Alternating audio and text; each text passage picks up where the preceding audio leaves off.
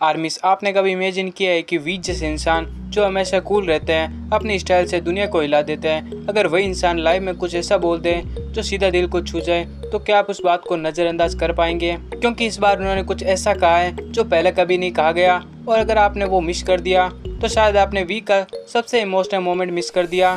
ये बात तब शुरू हुई जब वी अचानक लाइव आए। उन्होंने वही किया जो हमेशा से करते हैं, फैंस से बातचीत, हंसी मजाक और कुछ रिलैक्सिंग मोमेंट शेयर किए, लेकिन लाइव का टोन धीरे धीरे बदलने लगा। बीच में ही एक ऐसा मोमेंट आया जब वे थोड़े साइलेंट हो गए। कुछ सेकंड्स के बाद उन्होंने जो कहा वो कई आर्मीज के लिए शॉकिंग था। उन्होंने शेयर किया कि पहले जब वो ट्रेवल करते थे तो एयरपोर्ट उनके लिए एक स्टाइल शोकेसिंग स्पेस होता था, नए आउटफिट्स, परफेक्ट एयर और सबसे इम्पोर्टेंट आपकी एक्साइटेड चीयरिंग। मीडिया उन्हें कवर करती थी और वो हर पल को एंजॉय करते थे, लेकिन अब वो सब मिसिंग है। उन्होंने बताया कि आजकल उन्हें एयरपोर्ट पर उसी तरह अपीयर करने का मौका नहीं मिलता। भीड़ इतनी बढ़ चुकी है कि वी को दूसरे रास्तों से बाहर जाना पड़ता है, और यही बात उन्हें सबसे ज़्यादा हर्ट करती है। और आप खुद सोचिए, क्या आपने पिछले कुछ महीनों में आर्मी या जंगकुक को एयरपोर्ट पर खुलेआम चलते हुए देखा? शायद नहीं, क्योंकि अब बीटीएस के मेंबर्स मेन इंटरेस्ट से नहीं आते हैं। वी ने इमोशनल होकर कहा कि पहले जब आर्मीज पर्पल रिबन प्रोजेक्ट्स को लेकर आती थी तो चीज़ें काफ़ी बेहतर थी।